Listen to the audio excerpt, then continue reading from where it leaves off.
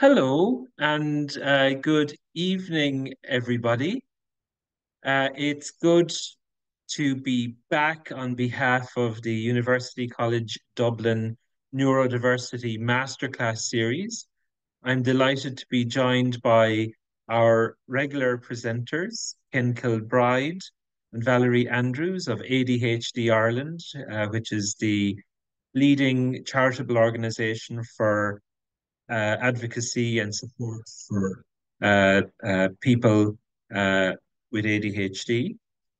And indeed, Beth Kilkenny, our colleague from the College of Health and Agricultural Sciences. Beth, as we know, does a lot of work on our neurodiversity university committees. But I'm very pleased actually that we can be joined today by Dr. Anne Kirby, a professor from the United States. And the meeting with Anne was serendipitous, uh, but it was great to make the connection with her. So, just to say, Anne is an associate professor of occupational therapy at the University of Utah in the USA. Her research focuses on autism community needs across the lifespan, and she has recently been conducting studies on suicide risk and prevention. Dr. Kirby engages with community members to conduct qualitative, quantitative, and intervention development studies. Her ongoing work applies community-based participatory research approaches to partner with autistic people throughout the research process. She also serves as an editor for the peer-reviewed journal Autism in Adulthood. The title of Anne's talk today is Influences on Suicidality and Suicide Prevention Needs for the Autism Community. So I would just like to acknowledge that suicide can be quite a heavy topic. So it's worthwhile just finding that out at the outset of the talk for everybody. Um, I'm really delighted that Anne is here, though, because this area was one of the reasons which first stimulated my interest in trying to contribute to the area of neurodiversity, because in my professional experience, there was a lack of understanding and a lack of services. And I think the participatory approach is the approach to try to make differences in research and applying that to everyday life and practice. So without further ado, I'll hand over to Anne, and thanks again, Prof. Kirby, for your time this evening. Thank you so much. Thanks, Timmy. It's a pleasure to be here today. My spouse works at UCD, so I'm very familiar with the university. I've swam in the lovely pool, best pool in Ireland, at the gym there. So it's nice to see folks here today. As Timmy said, I'll be talking about influences on suicidality and suicide prevention needs for the autism community. And our team doesn't have any financial relationships to disclose. And I do just want to acknowledge my many collaborators and also the funding for the research that I'll talk about today. Many of these collaborators are autistic community members that work on our community-based participatory research team. And we couldn't have done the research without them. Just want to make a quick note on language. I'm not sure what's most common in Ireland these days, but I know person first language has been for a long time what's been most commonly taught in America. That's how I was trained as an occupational therapist. It's still the most common language taught to professionals, but many autistic folks prefer identity first. So using that word autistic, some people call themselves autists. The collaborators that I work with who are on the autism spectrum prefer that identity first language. And then there's some other language. So I just want to acknowledge what I use and why, but it's always preferable, I think, to use the language of preferred by the person that you're working with or the groups that you're working with. But this is just a nice little cartoon that I like, made by an autistic person, Beth Wilson. And it just shows sort of that she doesn't see herself as separate from her autism. And so that's why she likes the identity first language. So talking about autism and suicide today, and I just really want to point out, because I think there's some myths out there. I had a professional a few years ago who's worked in the developmental disability space for her entire career say, oh no, autistic people don't think about suicide. And so I think there is some of that myth out there that autistic people maybe don't have enough social awareness to be affected by social risk for suicide. They may not be affected by bullying or exclusion or loneliness. That's not true. That's a myth. There's another myth, I think, that some folks think that only, who can be considered quote unquote high functioning autistic people could be at risk for suicide. We also know that that is not the case. That is a myth. People with a really wide variety of needs on the autism spectrum can certainly be at risk for suicide. And then it's interesting to think about sex and gender. We know for a long time it's been considered that males are more likely to get an autism diagnosis. And in the suicide space, males are more likely to die by suicide. And so it might be assumed that that really this might be a kind of a male problem, but really it's not. That's a myth as well. So just want to kind of point those things out up front, and these themes will continue to come up in the talk. So in terms of just some background, suicide is actually a leading cause of death in the autistic population. We're seeing that it's one of the main, one of the top reasons that autistic people are dying at younger ages. In addition to that, suicidal thoughts, suicidal actions, suicide attempts are all really highly common. And this risk affects autistic people of all sexes and genders, of all racial and ethnic backgrounds, and across the lifespan.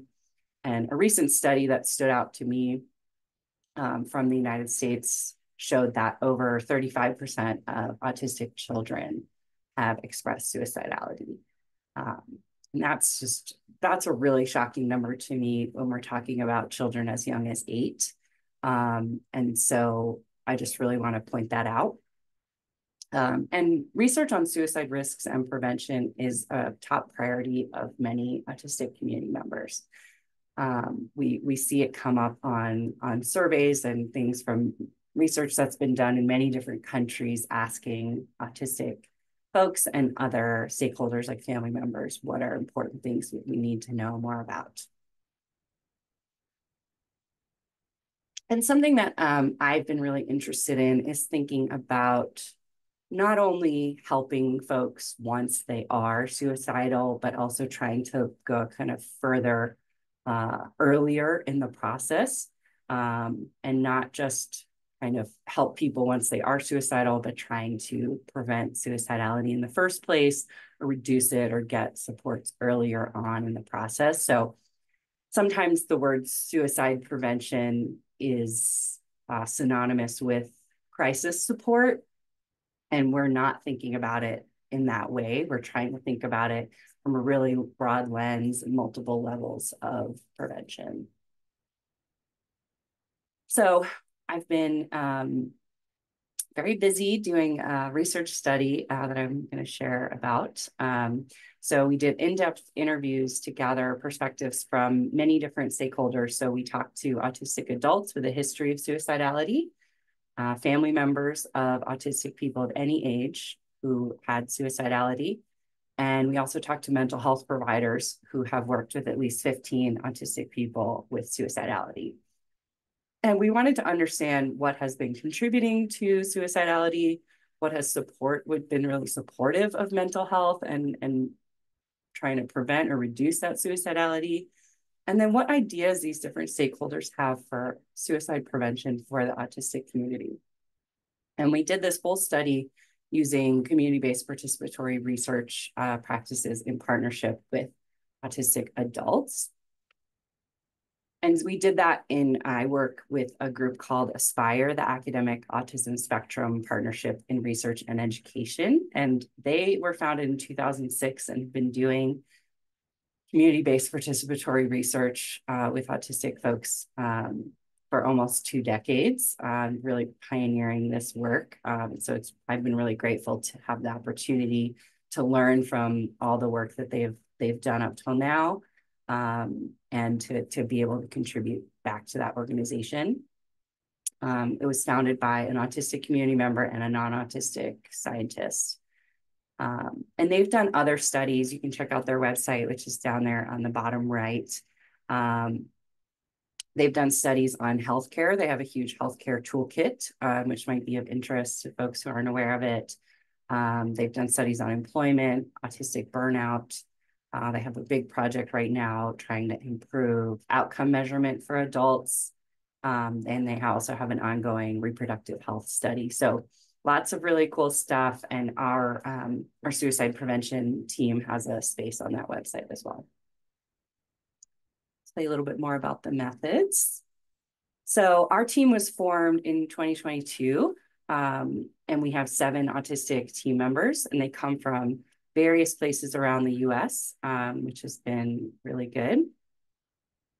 To have people from who have different experiences, live in different places, because resources and services and schools and other things like that can just vary so much across the country.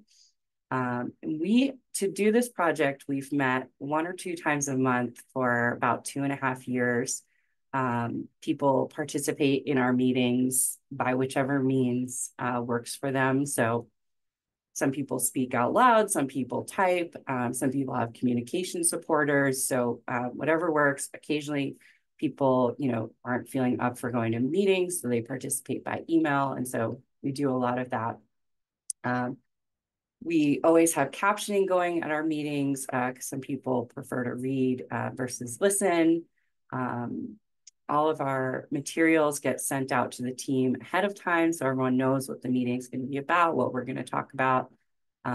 If there's going to be particularly sensitive topics we talk about, we give content warnings, and all of our meetings end with what we've called a well-being wrap-up.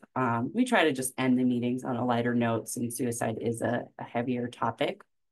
And so folks share, exciting things going on in their lives, or just, we talk about various things to share with the group. And all of our decisions about the project are made by consensus. So I don't make the final decision about things. We don't vote. We use consensus. So everyone on the team has to essentially be happy with a decision before it's decided on. And I'm happy to talk more about that if folks have questions. This is just a screenshot of our team that I wanted to share with you all. It's been great to work with them. This is what it looks like when we're working together over Zoom. For our interviews, we offered a variety of formats. So we did it over Zoom. Some people wanted to do phone. Some people, we did it over Zoom, but they had the video and the voice off and they just typed in the chat. And a couple people wanted to do it by email. And those options were offered for all 3 groups: the autistic adults, the family members, and the mental health providers. And folks from each group chose different things. Most people did the interviews by Zoom with camera on. That was what most people opted for.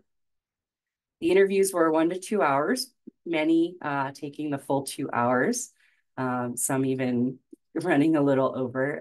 It's really, really in-depth, interesting information that folks shared. We sent our questions in advance, along with some crisis and mental health resources that our team had put together. And our interviews were semi-structured. So I did all the interviews and I tailored them based on responses that people gave us to some questions we asked ahead of time. So we asked people what aspects of life had related to their suicidality, which things they wanted to talk about in the interview. And so we focused often on those things in the interview. So we ended up having 16 autistic adults with a history of suicidality, 8 family members, and 14 mental health providers. And so overall, that added up to about 70 hours of interviews. And after our analysis, we had over 1,000 coded excerpts. So this was a tremendous amount of qualitative data and a lot of work to get through. And so I'm really grateful to my research assistants and support that helped with that. So just a little bit about our participants. I'm going to go quickly through this so we have time to talk about the results. But we had folks from a variety of ages, a variety of genders, including folks who are trans or gender nonconforming, a variety of race and ethnicities, though the majority or the largest group was white and non-Hispanic. Over half of our participants identified as LGBTQIA+, and most used speech to communicate. We had one email participant that was an ASL speaker. And then our family member participants, we had 4 parents, 4 siblings, and 2 people who were partners and spouses. And those numbers overlap, so some people were more than one. Mostly women and some transgender nonconforming people. 3 of the family members also identified as neurodivergent in some way. Most of our participants were white and non-Hispanic, and about a third of the family member participants identified as LGBTQIA+. Excuse me. And then in terms of our mental health provider participants, we had 6 psychologists, 4 social workers, 2 psychiatrists, and 2 other types. One was a music therapist.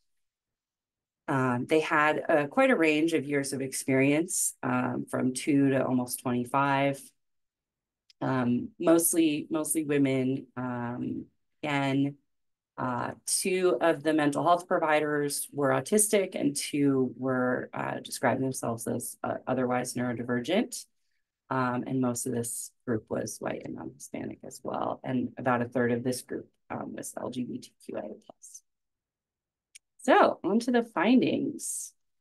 So this is a overview. Again, we had 1,000 coded excerpts, and trying to reduce those down into the most critical things was a challenge and a lot of work.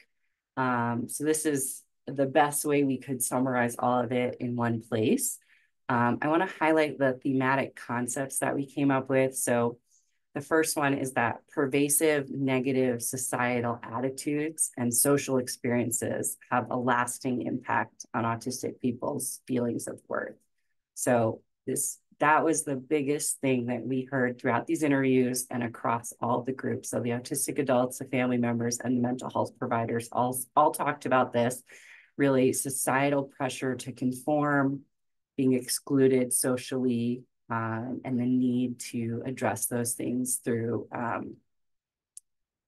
efforts, and then how making changes to those things would be part of suicide prevention. The next thematic concept was that challenges and stressors really add strain to folks' daily life, making life often feel overwhelming and hopeless. So people talked about just the daily burden of doing things, for example, having really overwhelming sensory experiences, constantly being expected to sort of deal with really overwhelming environments, not having executive functioning supports, really all those things leading to burnout for them. A lot of people talked about trauma and other sort of disruptive life events, For example, being abused, going through a divorce, losing jobs, other things that really, were additive on top of those daily challenges. And really overall, just having a lack of helpful supports for all of those things. Really, again, just leading to this hopelessness that things aren't going to get better.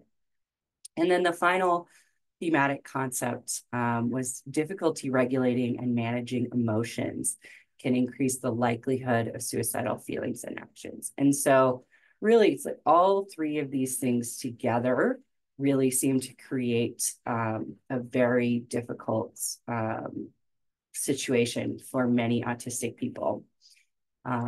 Yesterday, I worked, so this is new, so let me know, have feedback on it, but I've been trying to think about if there was a way to sort of visually describe our findings or kind of put them into a visual. So we have around the ring here, those three thematic concepts that I just described, the influences kind of coming in from the outside, all of those things that are creating this situation for folks, and then these key suicide prevention needs that folks talked about in the center. So this is a current way I'm thinking about it. And so let me know if you think this is helpful. And so I want to share some quotes as well. So in terms of that pervasive negative attitudes and social experiences, one autistic adult participant said, I'd say probably the number one thing that researchers should know about autism and suicide is that it's the rule rather than the exception. If an autistic adult isn't suicidal, then they're probably doing things to push it out of their mind because it's pretty much always there because we're constantly rejected. And I'd say that's true, especially of queer and trans autistic folks and autistic folks of color, and that's no exception for me.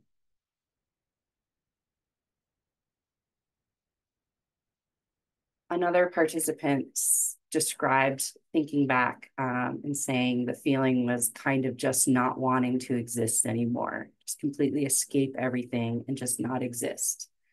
And I can think back to feeling that from maybe 9 or 10 years old, and it being very much tied to my ability or difficulty with meeting neurotypical expectations. And I think that just really speaks to the importance of taking this neurodiversity perspective. And I know that's important for this group.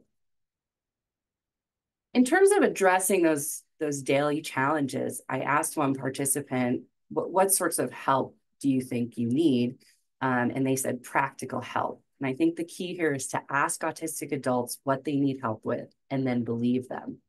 I don't know how many times I've been told, oh, you can do that. Don't tell me you can't do that. Don't sell yourself short. You can do anything you set your mind to, yada, yada, yada. It's maddening. Many of us have stopped asking for help because it's hard enough as it is to have to ask, but then to not be believed can be traumatizing.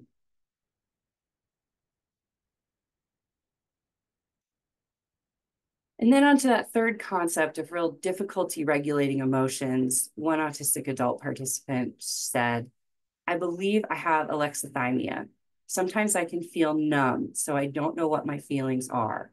But all of a sudden, sometimes they will just explode inside of me. And I have these feelings I don't even know. I can't explain. I don't know what to do with them. Plus impulsivity. And so for this participant, this combination of not having kind of a real understanding of their emotions, not really being able to feel them, plus impulsivity led to self-harm and suicide attempts. And then one mental health provider said, it's important for them to understand why something is so upsetting. Is it trauma? Is it sensory? Is it changes in the environment? Is it lack of sleep? Is it all of those things? And it matters because the solution will be different. And so really, this provider talked about trying to tailor, the supports someone needed for their emotional challenges to really understanding the root of it, which can be hard. And folks do have things like alexithymia, where they may not know where their emotions are coming from. And then our team went back through all of those 1,000 coded excerpts and tried to figure out what are some of the real autism specific things in there, because some of these recommendations could be useful for many folks. And so in terms of autism specific recommendations, neurodiversity affirming communities and attitudes are really critical for autistic people feeling that they have a meaningful place in society. So really what we can do, and I know that organizations here are really thinking about being neurodiversity affirming, thinking about what works for a neurotypical population may not work for autistic people. So trying to just do the same thing that's done for other people, trying to, take other suicide prevention approaches, suicide risk assessments, crisis supports, those things may not work. That came up over and over again in the interviews, that adaptations, adjustments, and individualization is really often needed. Thinking about improving two-way communication. So a lot of people talked about these communication challenges. And so, some providers talked about how social skills training can be really helpful, but I think we also found autistic people talking about it's important for other people to understand how they communicate best. And so really thinking about this as a two-way street and trying to support autistic people to work with the folks around them and folks around them to work with them so that communication can be supported. Co-occurring conditions are really common and really important to consider because they can really shape folks' needs. So ADHD is really common.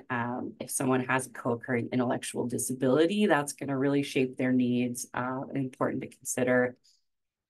Folks may have co-occurring depression, co-occurring anxiety. They may have co-occurring, more significant mental illness like bipolar disorder or psychosis, schizophrenia. And so really understanding OCD came up a lot in our interviews. And so really understanding what's going on with co-occurring conditions, not sort of lumping everyone's experiences under autism, but really trying to unpack, what their needs are is really critical. Paying attention to and supporting sensory needs and also special interests. So supporting autistic people to have special interests, develop them. I know that term special interests, some people like, some people don't like, but to have passions, to have things that they're really engaged in and that are meaningful to them. Several providers talked about using logic and data to communicate about autistic people's distress. So helping them understand that a lot of autistic people may experience suicidality, looking at some numbers, looking at things like that, understanding another co-occurring condition I didn't mention, but that came up was eating disorders. So some providers talked about, really sharing some of the whys of why people may develop eating disorders and helping to kind of understand that, really using logic and data as sort of things that can help autistic people wrap their heads around what's going on emotionally, because that may be harder to understand. Something that came up a lot was the need for decreased demands and time and space to rest at various points in their lives. Because burnout can be so common, we need to often think about that. And I think people see that as very challenging in various settings and situations, but parents talked about, keeping their kid home from school when they were overwhelmed. And, the school may not like that, but it may be in the best interest of the autistic person. And so that's something that came up. And then finally, we heard over and over again about how existing practices, existing guidelines often don't work. Some of the key things that are recommended, such as hospitalization, we heard from a lot of people about how psychiatric hospitalization can be really harmful for autistic people. And so, really thinking through what the policies and practices are, and how to best support folks. It may not be what the policies and practices are for the general public. So I think I'm running short on time, but I just wanted to quickly tell you about how we've then translated this study into a community-based intervention. So we based our work on something called the PC Cares program, promoting community conversations about research to end suicide. And that's work that's been done with Alaska Indigenous communities. And so we took that work, we learned a lot about it. We gathered all of our data. We also took what was existing in other literature, what else was known, what else is out there.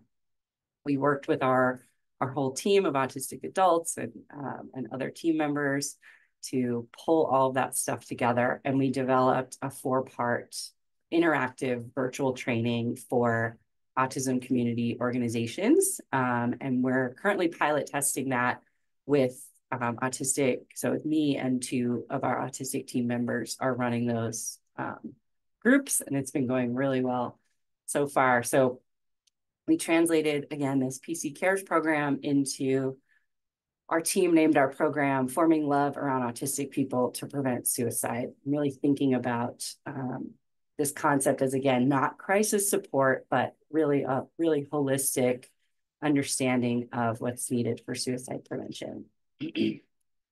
Some key principles that we have in that program are that suicide prevention takes community efforts, that it's much more than crisis support, that we need to consider multiple approaches. So we need to be thinking about people who are experiencing suicidality, people who are at risk, and really suicide prevention for everyone.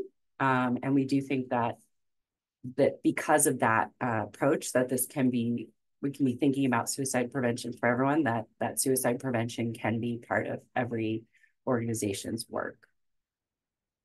And so the way we're conceptualizing and organizing the program is based on a socio-ecological framework. So we're thinking about the individual level, we're thinking about social networks, we're thinking about services, and we're also thinking about those societal attitudes and cultures. And I'm gonna click really quickly through this, skip it, okay.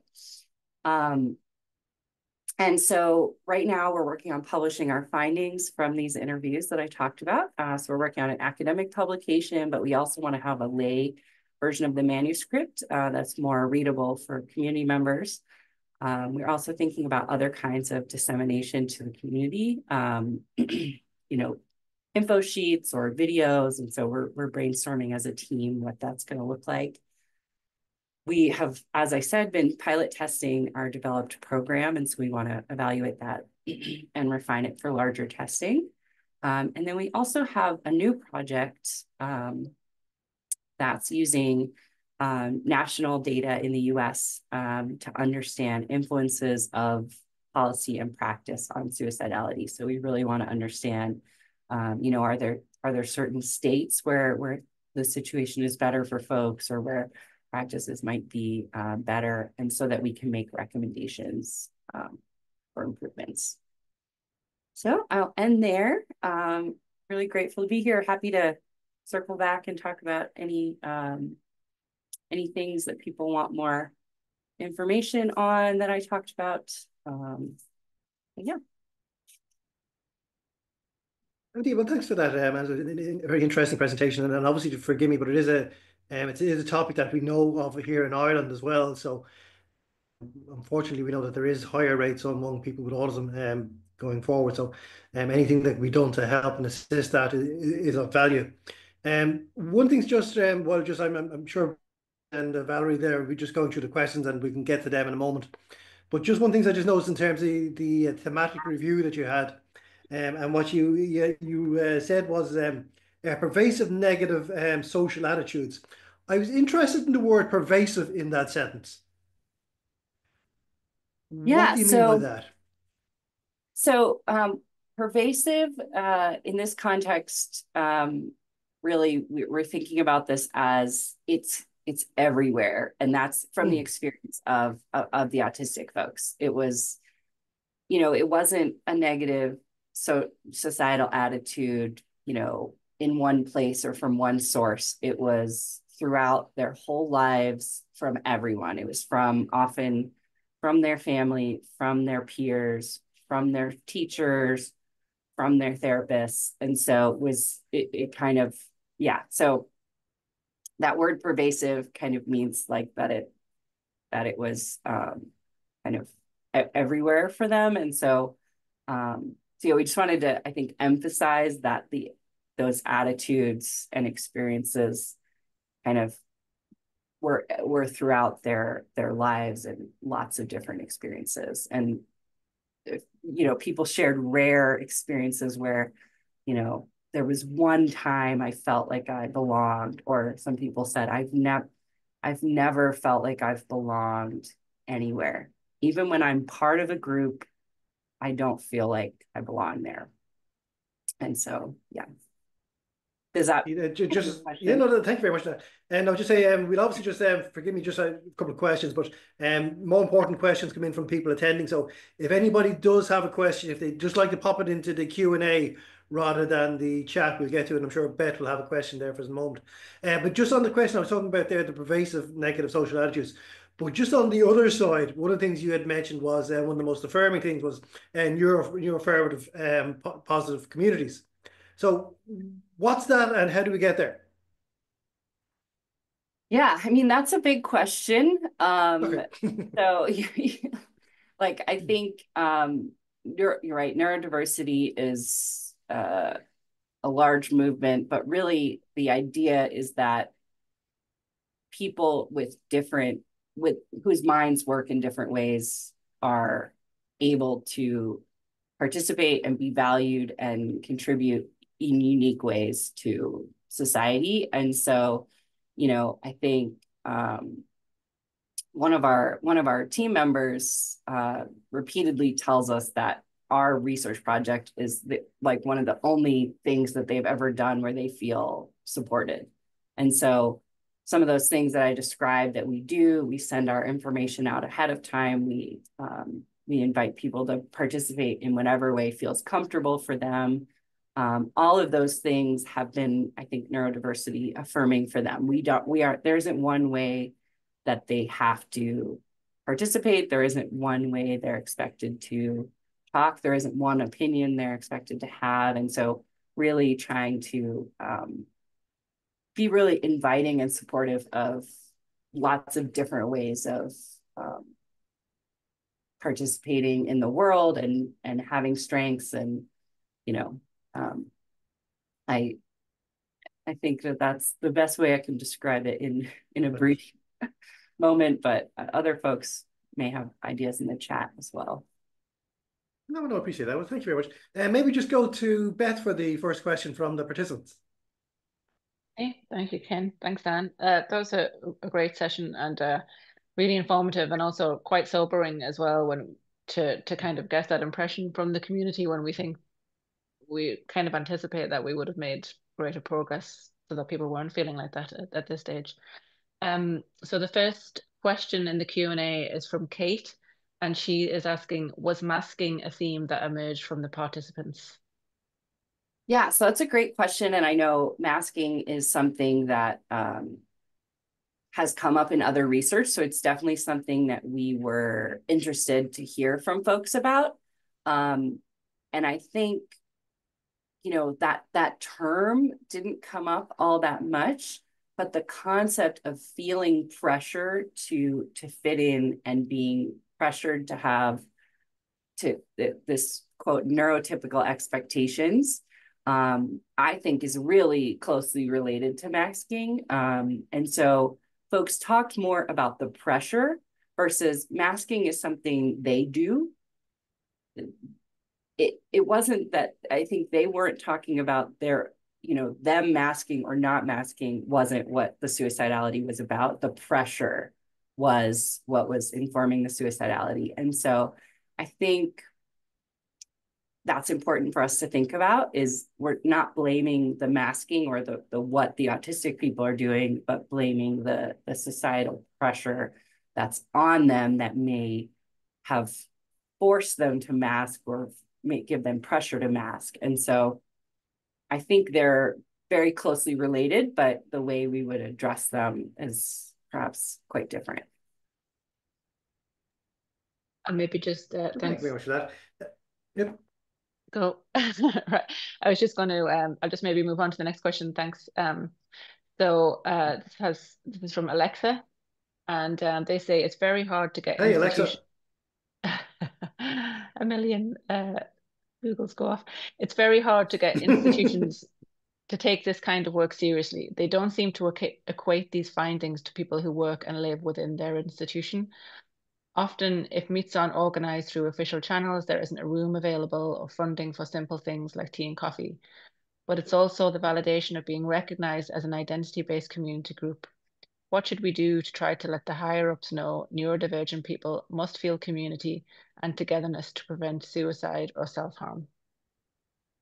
Thank you, Alexa. That is a great question that I completely agree with. I don't have a clear answer, but that's one of the goals of the intervention program that we're doing. And that's why we're working with organizations and institutions, because we want them to figure out with us. So there's a lot of discussion in the program to try to figure out, okay, how are we going to so we're sharing with them that that's really critical, and we're trying to work with them to figure out, okay, how can we make that work in our group? How can we communicate this to our teams, our leadership, and whatnot, or what new programs can we start that would help do that? Like you said, just having, coffee and tea might be a great opportunity to just get folks together and have some social experiences, prevent loneliness and feelings of isolation. And so I haven't quite figured out yet what the best ways to do that are, but we're trying to partner with groups and provide them with that information to try to get them to do kind of individual mobilization. And I'd love other thoughts, and maybe as we continue to do this program, we'll come up with more ideas, because I think that's really important. Thanks for that. Does maybe Valerie have the next question? Yes, we have an interesting question from somebody who's anonymous. They say, was there any mention of spirituality or religious belief, either as a positive or negative factor? That's a great question. So that is one of the, as I mentioned just briefly, we had folks fill out like a checklist before the interview. And that was one of the things on the checklist. Most people didn't mark it, so it wasn't something that they wanted to talk about in the interview. Presumably that means that it wasn't an important factor for them, but they could have just meant they didn't want to talk about it. So we don't have a lot. We did hear, there was the occasional person who said that it was spirituality has been really a good thing for them and helped them feel connected. And then other folks who talked about feeling like religion was just another societal expectation that they weren't quite fitting into. And so, we saw a little bit of both, but not very much. But I think it depends on the individual, certainly. Yes. Yeah, it's an interesting kind of take, because in all your slides and the various points that you touched on, I hadn't thought of that aspect, and if that would have been a positive or negative factor, as the person said. So it is an interesting point. Then we have Mac, who asks, now I know you did mention in your first slide about bullying, but did you find that people mentioned experiences of bullying when they were young or indeed as adults? I think you might have addressed this a little bit, but maybe you can expand on it a bit. Yeah, both. Really, it did come up, but I would say the bullying did, but I think the thing that was even more profound was not just the lack of social support. So I almost interpret that as like bullying might not have been so bad if they had had good relationships as well, but often all they had was those more bullying experiences.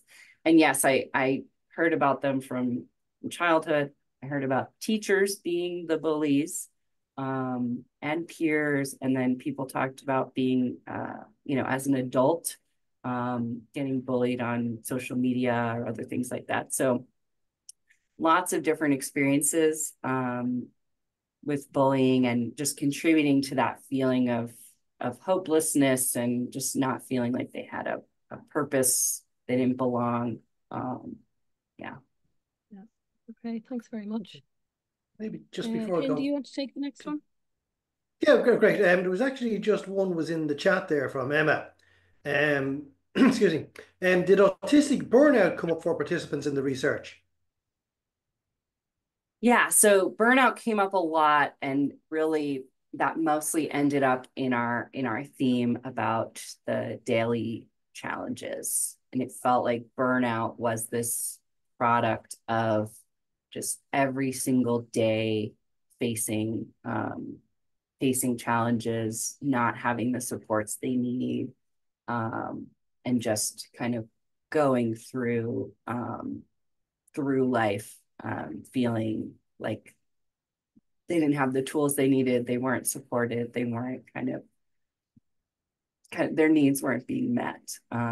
So yeah, definitely burnout was big, kind of throughout, though people didn't always use that term. That concept was really present.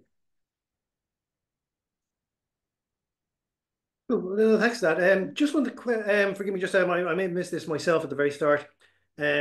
Was there any gender differences in the survey, in male, female, or was it mostly males that you had interviewed? So most of our participants were, not most, let me click back and check, but we tried really hard to have a range of gender identities in the study. And so just under 40% were women, and about a third were men. Almost over half of folks identified as either trans or gender nonconforming, which I don't know how common that is in Ireland, but we're seeing a lot of overlap between the transgender and gender nonconforming identity and autistic identity. And so, yes. So that is who most of our participants, over half of them had a trans or gender nonconforming identity. But it was a mix. We tried hard. Actually, men were the hardest to recruit, which is actually not uncommon in adult autism research, though it doesn't line up with what we've been told about, the rates of diagnosis, but they aren't as likely to volunteer for research, we find. So it's been a little harder to get men to participate in studies, but we did have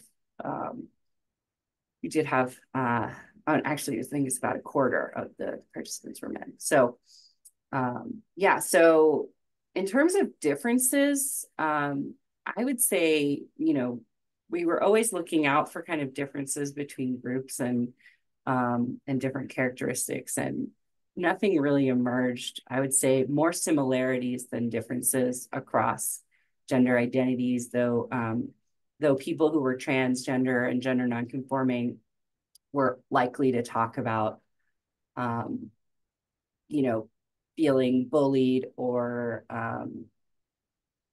feeling pressure to fit in other ways for their gender as well as for their autism, and folks that were cisgender we're less likely to talk about that, but no real big patterns. And so for me, I think like it's most important to talk about the autistic community versus, you know, I think there's some desire to talk about autistic women versus autistic men. And I think the experiences are more similar when it comes to suicidality. And so I think it's important to try to think about the whole community. Thank you very much for that. Just maybe go back to Beth for the next question. I know we've about 8 minutes to go, so we'll see how many we can get in 8 minutes. I had pressure's on, the timer is on. And there's just a couple of people as well mentioning that they were just wondering if you were happy to share a copy of your notes. So if you're happy to do that, you can send them on to me and I can distribute them to everybody who's registered here this evening. Yes, I'm happy to. Yeah, great, thanks. So there's a question that's come in. A 16-year-old child doesn't want help even though he feels hopeless. He has ADHD and probably ASD. So is there anything you could speak to that based on your research? I'm specifically, though, you know, that is very consistent with the types of stories that we heard from folks. And so I think one of the things that stands out to me was the connection to meaningful activities. And so really trying to identify some things that are meaningful for the person. You know, and sometimes that's playing video games, and sometimes that's not what a parent or professional thinks the person should be doing, but really important to find things that they're connecting with and that are important to them, and being open to, you know, a wide variety of things that could be, because it might not be school right now, you know, and they may not feel like they have friendship connections. And so trying to find things that do fit, but it's going to be really individual. But, you know, I send my best wishes, because I know that that's hard, and that's, I think, a common experience that folks are having. Yeah, absolutely. Will I go again, Ken, or? Yeah, go ahead. Yeah. A question from Michaela about the use of social media like TikTok and Instagram. Has the use of social media been addressed as rather helpful, brackets empowering, or rather damaging? Yeah, so a lot of folks talked about having really finding meaningful communities online. And so, you know, I think that can be really valuable. But it also can be a place where folks are getting bullied or getting exposed to negative messaging. And so, you know, I think as we're seeing, a lot of these things are constantly changing. And so I don't have a specific, you know, recommendation of, you know, pro or con, but I do think it can be a really great source of connection for folks who maybe don't feel as connected to people, you know, that are directly around them, or they might feel more comfortable typing or just in an online space. And so, you know, I think being supportive of social connections online can be helpful, but that doesn't mean all social connections online are good. Definitely heard situations of bullying and other negative things. So I think, like with anything, unfortunately, it depends, but yeah. I think that. Does Valerie maybe want to take the last or second last question, depending on how quickly we can move on things?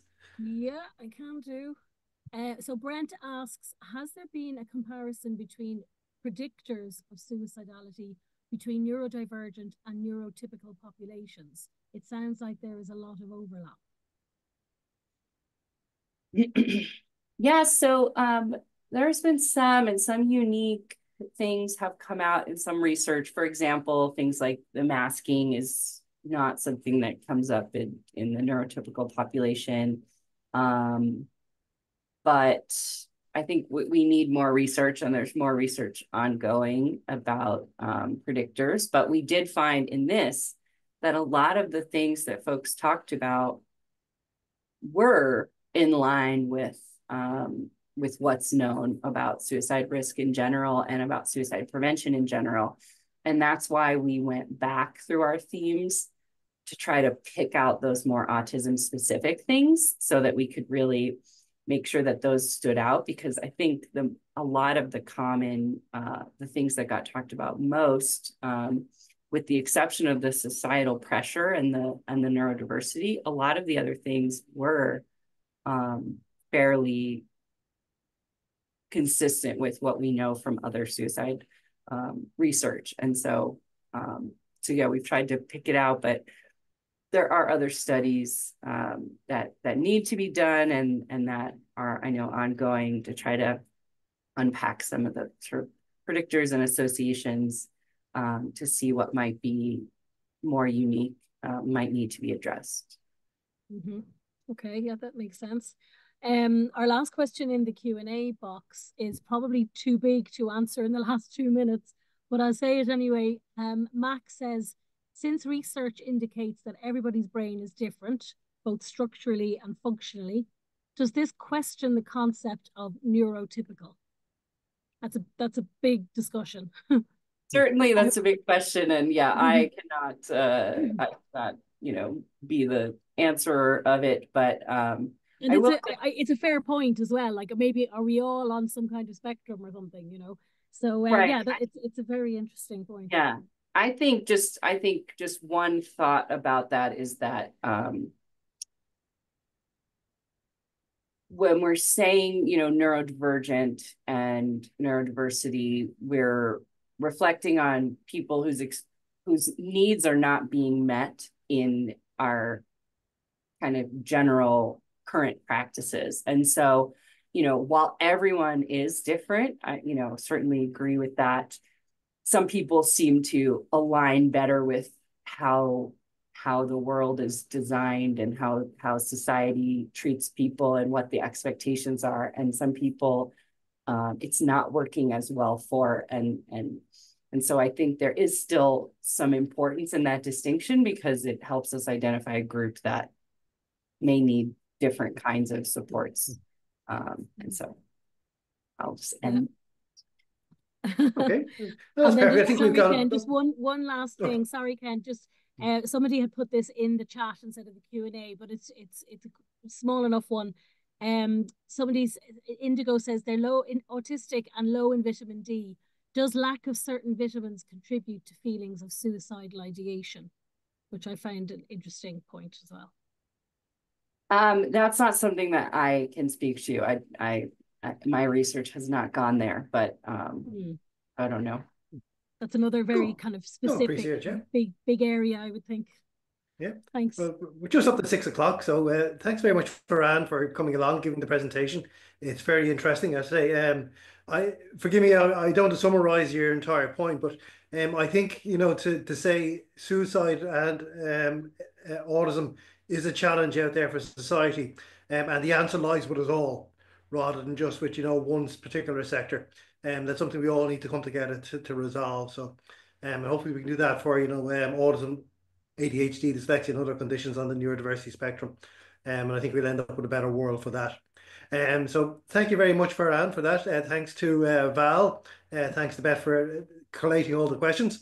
We will have a talk in November. I do believe Beth is busily out there looking for someone, and we'll have that confirmed very shortly.